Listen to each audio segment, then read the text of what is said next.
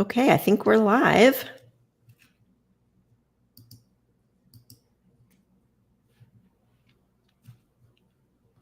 Let's just make sure. Yes, we are live. Yes, we are live. How exciting. Okay, well, I'm going to give everybody a few minutes to catch up and to get on the call, but we are live now, so they can hear us and see us. So that's exciting. Thank you, Denise. That's awesome. Appreciate you.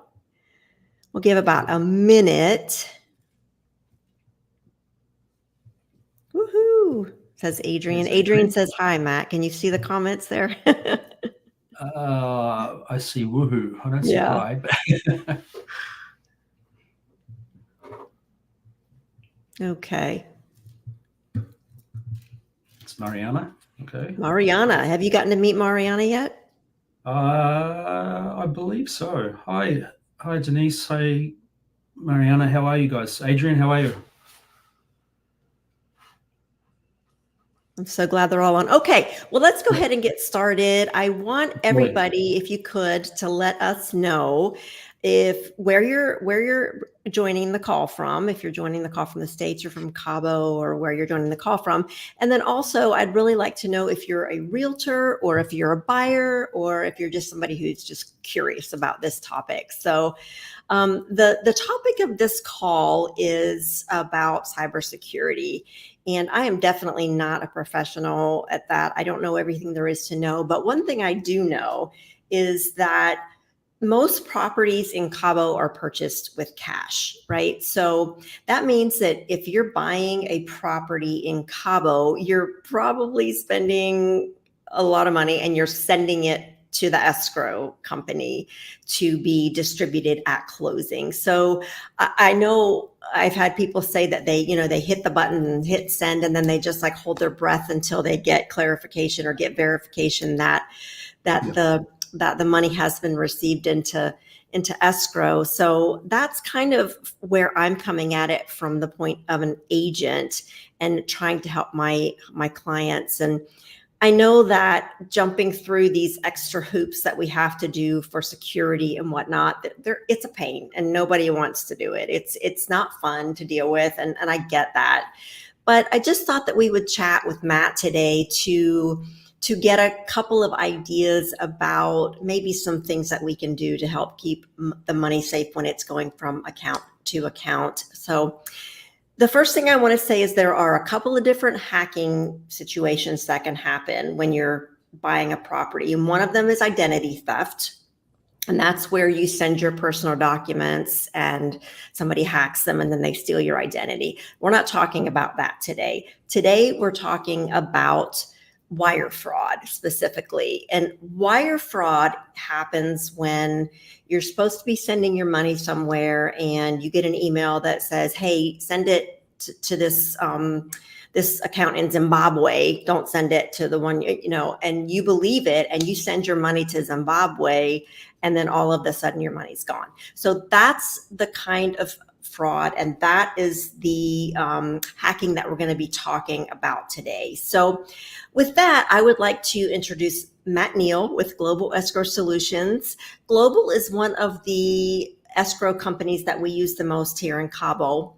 Matt is the Director of Sales and Marketing for Global. He has been involved in various aspects of real estate for over 30 years.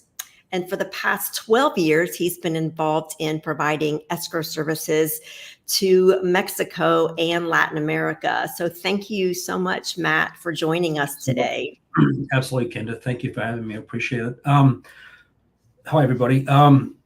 First off, let me just go back to quickly what you first said, and this is what we've noticed a lot of is, typically in the States and Canada, a majority of people get mortgages, right? So the bank staff or the mortgage company staff is usually the ones that are sending the majority of the money into title, into escrow to fund that. Buyers are typically responsible for funding, 5, 10, 15, 20, 25% of that purchase price. So, Cabo and Mexico being a majority of cash purchases down there, the emphasis is on the buyers for sending these wires in. And one of the things is that a lot of people are not accustomed to sending wires, and especially in large amounts. So, not saying they're unsophisticated, but just haven't done a lot of it, right? And sort of unaware of the risks that are out there. So, a few things today I'm going to go through, and just to help out everybody down there, just to make our clients, your clients safer, the real estate community down there in Mexico safer, and hopefully these tips will help you avoid being a victim of fraud. But yes, let me just jump back and tell you what's happened in this industry. So about 5 to 7 years ago, the credit card companies started to shift and spend a lot of money on fighting fraud. It was going rampant. So they brought in on the cards, as you'll see, the security chips, the 3 or 4 digit codes on the back of the card or on the front of the card, if it's American Express. They've heavily brought in AI to look at trends in credit card fraud. And so a lot of these criminal organizations around the world started getting really frustrated with trying to use credit cards as a way to make money. So what they've done is they've shifted their focus to other industries. And one of those is obviously the real estate industry. And one, they don't have to do as many hacks because the dollar amount is so high. And we're certainly seeing the trend go in the wrong direction for real estate wire fraud. It's rampant. In the title and escrow business, that's all we can talk about now is this is happening. I could, if we had hours, I could sit here and tell you stories that we hear that's happening out there, and it's quite scary. But it's going back to how the fraud happens. Most what we're seeing is all via email hacks. It's either coming from data breaches, so you get that lovely letter in the mail that says, "Hey, your information could have been hacked in this information." But what they don't tell you is that your name, address, phone number, email address, and a lot of times they don't even put this on there, but your password has most likely been hacked as well. And so what happens, and talking to a lot of experts out there, is people get lazy with their passwords. So they use the same password on their email as they do on their bank account, as they do on their gym account. So, it doesn't necessarily need to be a massive big company for a data breach to happen. It could be just a very small company, your local gym, or something just happens that an employee gets that data of the passwords. And what they're doing is they're selling that on the dark web and selling it off to these criminal organizations. And that's how they're getting in there. The classic one is phishing. I think a lot of people are getting better at that now. That's the email or the text message that you get, it looks legitimate, coming from Chase Bank or anything, and say, "Hey, we need your information," or click on this link, and then giving up sensitive information that way. And the other one is spoofing, which is again happening. It's rampant. It's like, and what that is like taking an email address and pretending that you're a company, but just slowly changing one of those letters in that email. A lot of times we will see an I switched out for an L because a lot of people can't see that from a distance, the difference on that. So, there's many ways that when you get, especially when it comes into doing financial transactions through your email, there's a lot of things that you can do just to protect yourself. The first thing to do is look at that email address. Take a look at it closely. If it's coming from us, Global, make sure it's GL, not GI, right, for instance. And so that's basically the 3 methods that we're seeing happening in the industry. And in the real estate, what's happening is they're getting in and they're getting smarter. And so it used to be that we used to see language in the email, that they've got into email, they're sending out an email to somebody. You could always tell the language was just a little off. They're getting smarter and smarter and smarter about using the right language. They're also, it's becoming, the volume of it is much more because they're using AI to plug in keywords into, so they're in your email, they've got AI looking at your email and they're putting in keywords like real estate, wire, all these keywords. And all of a sudden, if one of those words pops up in your email, it flags them. Then they start following your emails coming in and outgoing. So that's really, really dangerous. We're seeing a lot of that, actually. That's So kind of horrifying, Matt, to it be is. honest. No, it really is. And it comes down to, and this is just whether you're wiring money to escrow or wiring money to your son, your daughter in college or whatever, you should always pick up the phone and verify that information. Go to that company's website. Again, make sure it's the right website. Go to that, get that phone number for that company, or call that person that you're sending it to, and verify that information over the phone. It's unfortunately, we have it all on our documentation, all on our emails. Please call, please call. We tell every single real estate agent, closing attorneys, everybody. And if I had to put a number to it, our phones ring off the hook all day long, but I'd sort of imagine that only 65% of buyers are calling us. And that's sort of scary for us. That number needs to be 100%.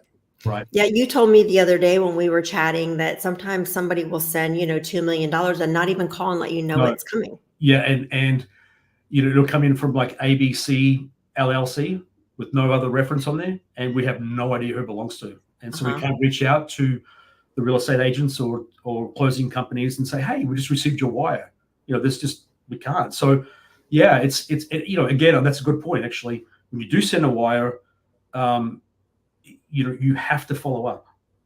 Call us, call the company or the person you send it to. Did you get our wire? Did you get our wire? Did you get our wire? Wires are fairly instantaneous. So, if you use one of the bigger banks in the US, if you go from Bank of America to Chase, that wire is going to happen fairly quickly. So, you shouldn't wait a day. You shouldn't wait 2 days to see if your wire hit. It should be an hour. Call within an hour, because there's things that we can do to help. The thing with wires is once the money's gone and hit an account, it's very hard to get back. But there's a lot of things we can do if we get notified quickly, right? There's things that we can do. So, so call companies or call us first, and then follow up with that. That's the two main things. I think it's really interesting that we're in this high-tech environment, this high-tech world. And one of the most important things to do to prevent this high-tech crime is to just go back to old school, like pick up the phone and call somebody. It is. Yeah, it is. And the reason for that is a lot of the tech and a lot of the security features have come in, things like credit cards, like I mentioned earlier. And that's all online and things like that. So it's really easy to do. It's not easy, but over the last decade, they've been working on getting that more secure. The thing with title and escrow is we can only accept wires. And so it's the old traditional way. Either walk into your branch or send it off to your money manager and have them wire us the money. So there's really I know some banks now allow wires to happen online through their system. We've noticed that a lot of banks still limit that to $10,000 a day and things like that. So the tech is really not there for the wire systems, especially when you integrate that with a company to try to process payments. It's just not there. So yes, it's the old way of doing things.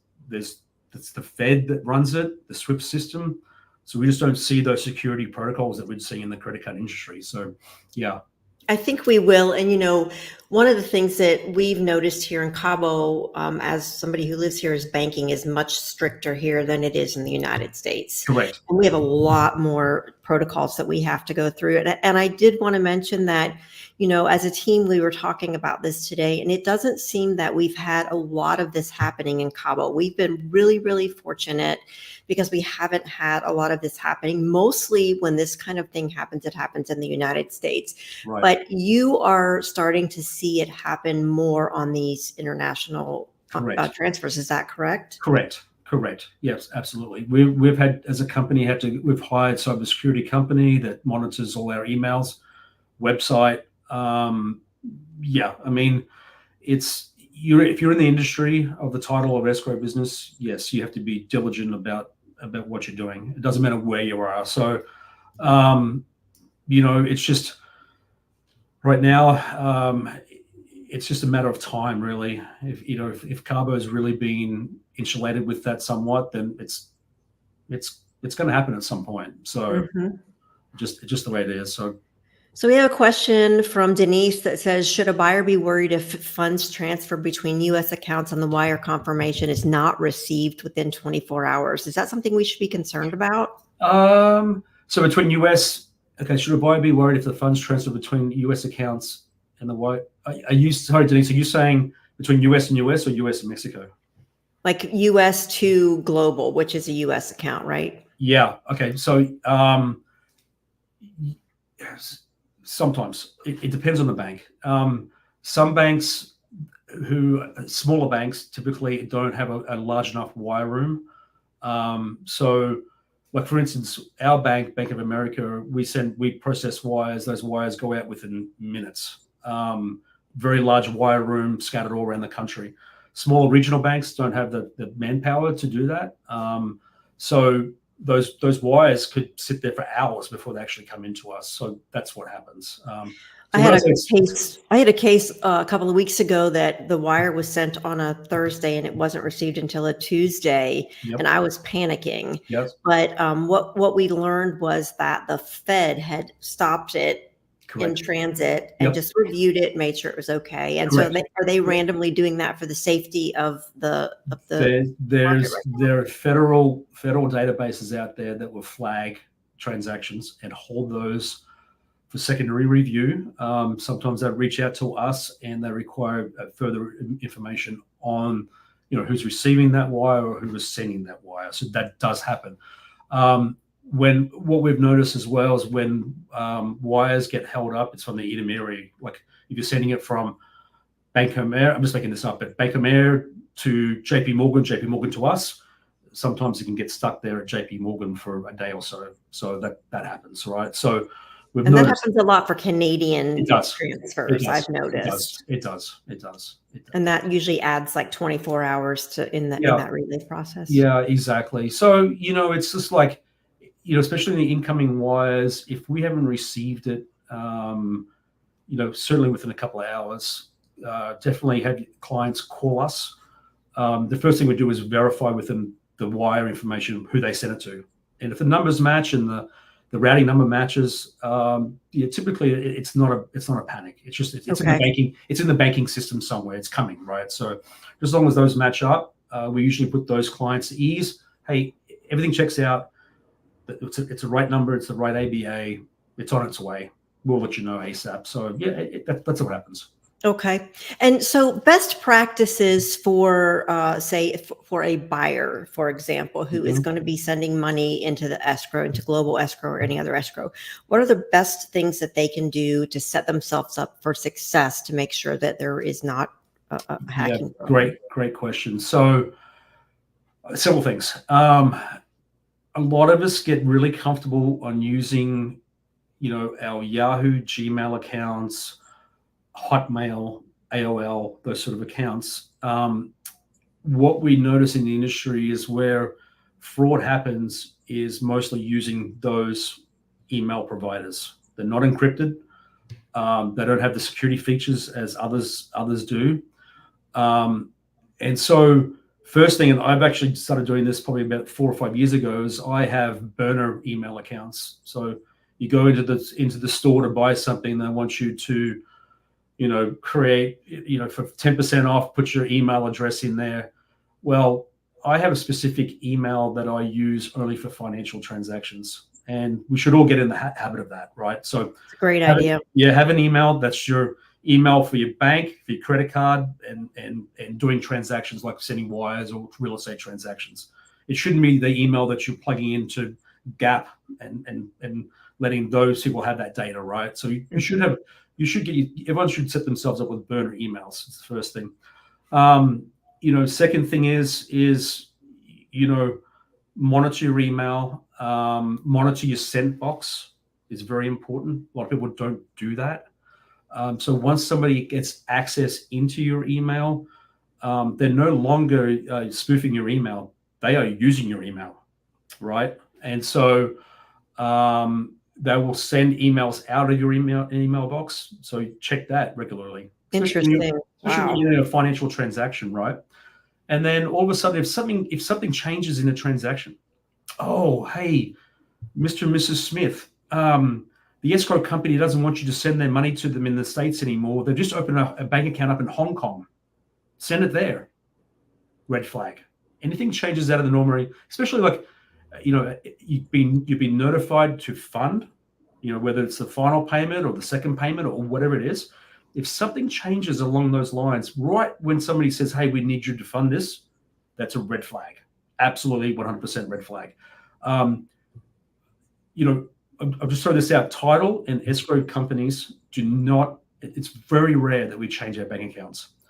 Very, very, very rare. And that's the reason why is we start having multiple bank accounts everywhere. They circulate through everything, and it gets confusing for people. Like, ours never change. And we have that message on our emails and things like that. It just never changes. So if someone's telling you, hey, we've changed our bank account number, it's fraudulent. We just don't change it. So we have on our escrow accounts, we have all of the protection in there. There's no checks can be written down there. No ACH debits can be taken out of there. No credits. So the money coming out of that account is almost impossible unless it's from us sending wires out. So just those sort of things that really just go back to your, and we read a lot of what happens, and a lot of people would claim, my gut was telling me this doesn't look right, but I went ahead and sent it anyway.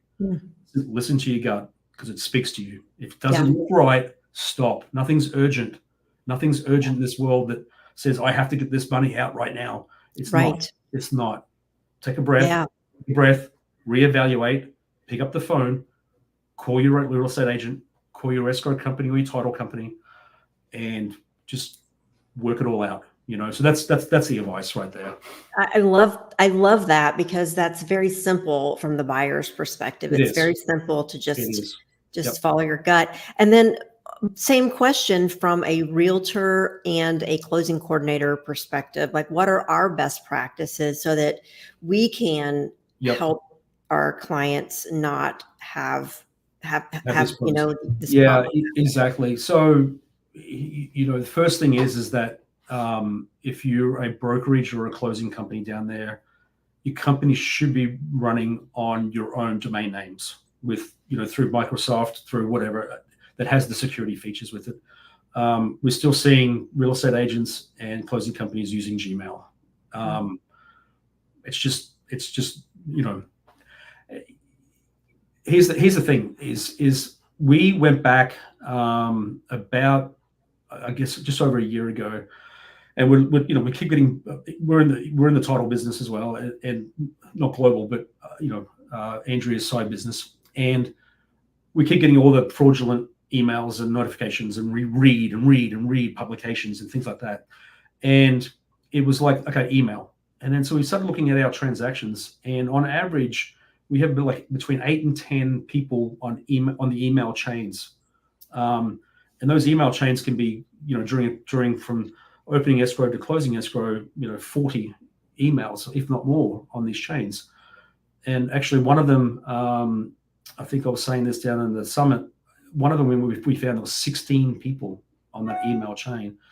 And all it takes is one person to lose their phone or get hacked, and then that whole transaction's been compromised. You could just imagine if someone, in the real estate industry down there or something is hacked or lose the device or something, and they're in. Now they can just start spoofing everybody, right? Changing your letter from your company for the I to the L and things like that. And they've got complete control of that transaction now. And by the time someone works it out, it's too late.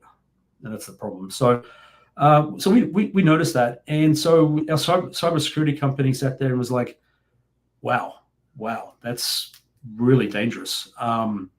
You guys need to control the environment which these transactions are happening. So we at Global, for the past, I think it's like 14 months now, have been building software. That's the latest technology that you can get, two-step authentication on it. Really trying to secure it, create it, less critical information coming across, via email, which means, your escrow agreements, your disbursement instructions, your photo IDs, your KYCs, all those things. The ability to upload all that and sign and have our wiring instructions on our site that's secure. So it doesn't, so someone's email is not getting hacked in between from a closing attorney or coordinator to a buyer and those funds being rerouted somewhere else. So we've been working on this. We're very close. We're almost in the testing stage now. So looking to release that maybe in the third quarter this year. We're adding more safety features to that, more seller identification system in there, which is really, really handy for us. So yeah, that's what we've been working on, and hopefully this is just going to tighten everything up and eliminate any potential problems down the road. So that's what we're doing. Thank you. That's great, Matt. We really appreciate that support from you guys. You mentioned earlier, if somebody realizes that they've been hacked and if they catch it like right away, and what should they do if they notice, oh, something just happened and I don't think it's right? What should they do? Okay, so this is a great question, because a lot of people don't do this. The first thing you do is change your email password immediately. Change it. And of course, if you're using, whether it's a transaction in Mexico or you're buying that property in the US or Canada, contact your title or escrow agent immediately, right? So they're the first two things. If you're locked out of your email account, a lot of email services, service providers now have a recovery system. A lot of people put their cell phone number in there so they can recover that email, the access to that email, and change that password by getting a PIN number or a code, access code, texted to them. So those are the first two things that you need to do. Secondly, reach out to all of your contacts that's email. So go through your contact list. Make sure that, because it just doesn't stop with like a transaction. They use fraud for everything. Like they'll find out that through social media that, oh, this person is actually your son or your daughter, and they'll send them an email and saying, hey, I'm in hospital, or all these things. So it's just reaching out to all your contacts and saying, hey, my email's hacked. If you see anything funny, please call me. You have my cell phone number, right? The other thing is we have a company that we deal with as well. So internally, what we do is we're on the phone with Bank of America wire team and our treasury manager, who will work with the bank, with Bank of America, if it's incoming from the buyer, work with their bank, get with their fraud team. We contact the FBI directly, immediately. We have all these protocols that we set up in place. The other thing is we have this company, and I can't give you a pricing on it, but because it fluctuates per the amount. But if you get to them really quickly, they're actually a team of Secret Service agents that dealt with this. And so if they're able to recover the funds, they take a percentage of it. They won't give me pricing on it until we either use them, or if a buyer or seller needs them or whatever. But there's a team out there that we get them in touch with immediately. Wow. That's pretty cool. And they have, like, right now, there's a certain parameter of timing, but they have like a 30% return rate, which is really good. That's better than nothing. It is. For sure. So but the problem is that, and this is what we talk about in the industry as well, is when people get hacked, they get very embarrassed. Yeah. And so a lot of times people get hacked and they won't tell anybody. Yeah. They won't tell their wives, they won't tell their husbands, they won't tell anybody. Yeah. And they won't tell because you feel stupid. Correct. Correct. So it really is important that if you find out that, oh my gosh, my email's hacked and I did send those funds not to that title company or not to that escrow company or not to my brother or not to my sister, it's really important to jump on it and take as much, be proactive as quickly as you can. Don't wait a day. Don't wait 2 days. Again, great. If it's US should be a couple of hours. That wire should be there. If it's not, call the title, call escrow, verify. Okay, it's the right information. Okay, it's just in process. Or, oh wow, that was the wrong information. Okay. Then we can jump in and help, right? So We have a question from Denise again. It says, have you seen hackers change PDFs when they intercept emails? That's purely what they're doing. PDFs. Purely. I'm not so much redoing PDFs, but changing the wire instructions. Interesting. Yeah. Yes. Yep. Wow. Okay. Changing them. And then, again, what they'll do is they will sit there and they monitor the emails, and they wait for they'll wait for a demand of payment. And when they get that demand of payment, that's when they're popping in and saying, "Oh, hey, title or escrow wants you to not send. They want you to send it to this other account for ease of payment." And they make up some reason. So it's right there at that point, like usually within hours or within a day of a payment request, and they're getting in there and doing that. So it's not really a hacking of the original PDF or wire instructions. It's just rerouting those funds to another account. So okay. Yep. Okay. And then Lou asks, is there more wire fraud in Mexico than in the United States? Yeah, good question, Lou. It's hard to tell. The reason is that, as you know, things aren't reported as much down there as it is here. Does it happen? Of course it does. But the banking system in Mexico, which is going to surprise a lot of people, is actually a lot tighter than the US. Much.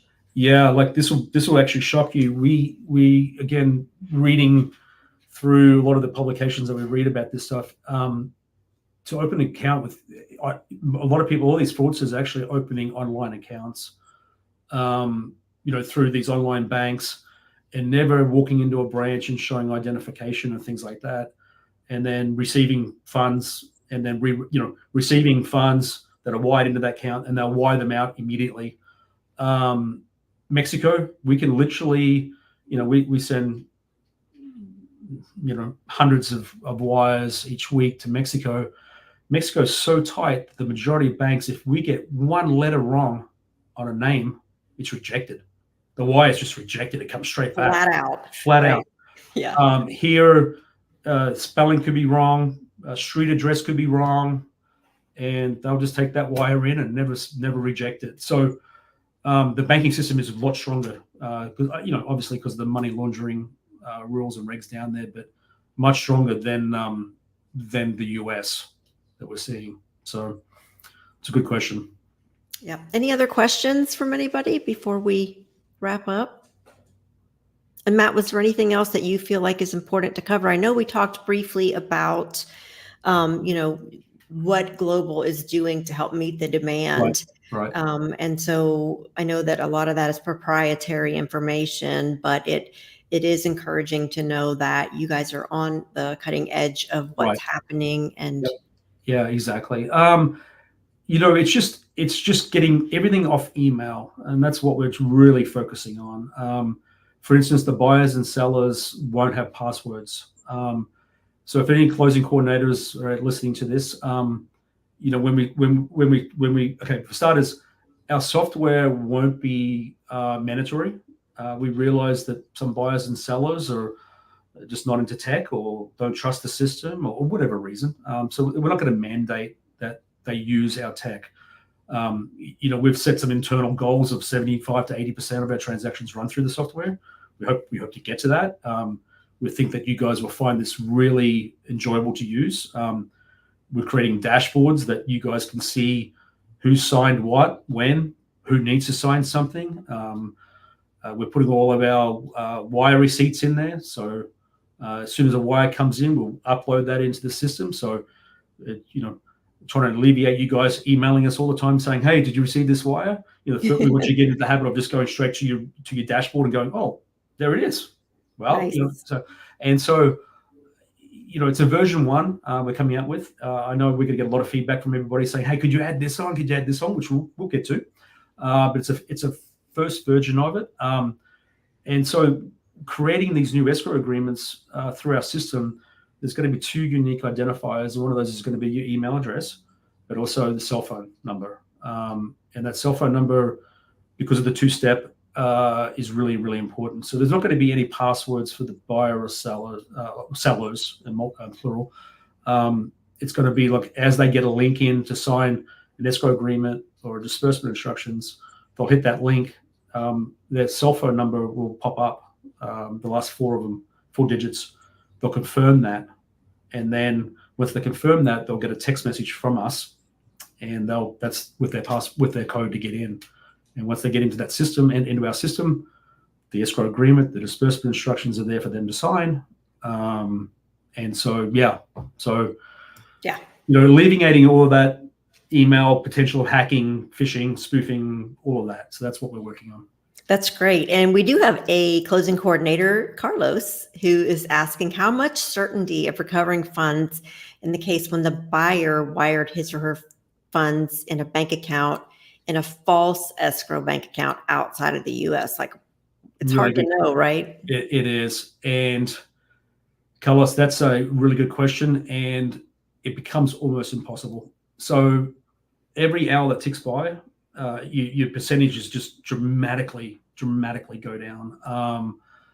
It's as I mentioned before, it's like we spoke to this team that's ex Secret Service guys that and girls that they're in the Treasury and been working through this, and they have a I could share this later, but they have actually some detail on the recovery of wires and fraudulent wires as the time goes past. So again, it's really, really important that one, you always verify that bank information. That's why we call every seller prior to sending wires out. But then incoming wires, it's really important to follow up on that as well. So I'll go back and sound like a broken record, but it's really important closing, from real estate agents to closing companies and attorneys and coordinators, that you've got to really, really tell your buyers they've got to call, the title or escrow companies prior to sending wires. Our phones ring off the hook every day, but again, if I had to guess, it's somewhere in the 65% of them do call us. We need to make that 100%, right? And so it's such an easy way to minimize the risk. It really is. It is. So that's what we need. That's what we're striving to do. So bringing the software in, we're really hoping to, alleviate any potential down the road problems. And then you'll just send the escrow agreement directly from your platform. Is that right? Exactly. It's actually going to be really easy for coordinators. They'll just go in. So this is not open to the public. It's by invite only. So somebody from the public just can't go in and create an account through us. We will set up the responsible party, and then they can invite as many coordinators it's just as simple as clicking on, start escrow agreement, and they'll have a screen there, and they'll put in the names of the buyers, sellers, multiple, as many as they want, the deposit schedules, the property address, the date, the closing date. They'll hit the next button. They'll review that escrow agreement. If it looks good, hit the button, send, and it emails out to all the parties. And so it's very, very easy. I mean, minutes to set up one of these escrow agreements for sure. So it should that's be really, that's going to be very appreciated by and on their, as I said earlier, on their platform, on their dashboard, they can see that if it's just one buyer, one seller, for instance, they'll see, oh, the seller signed, the buyer hasn't, and then a day or two later, the buyer still hasn't signed. They can send an email or pick up the phone and say, hey, buyer, you need to sign the escrow agreement. So it's just going to be right there for them to look at. So that's a lot nice. easier to track. Yeah, absolutely. We have another question that says, I've read that frauds occur more often on Fridays because of the closing of banks during the weekends. Is that a trend that you're hearing about? Correct. Yes, that's true. Also, the day before a public holiday here. So, especially like Fridays when the Monday is a public holiday, for sure. It gives them the opportunity to reroute those wires, once, twice, multiple times, so that it's hard for everybody to track. So yeah, definitely. That's great. Yep.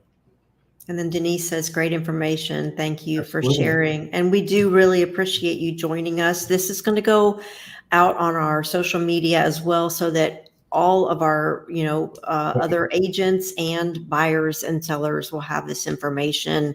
And hopefully we can put just a little dent in the Absolutely. problem. And I know that it's like a whack-a-mole game, because the hackers are always coming up with new and It is. innovative ways to attack, but we can do some That's right. basic That's right. things to That's right. protect our buyers.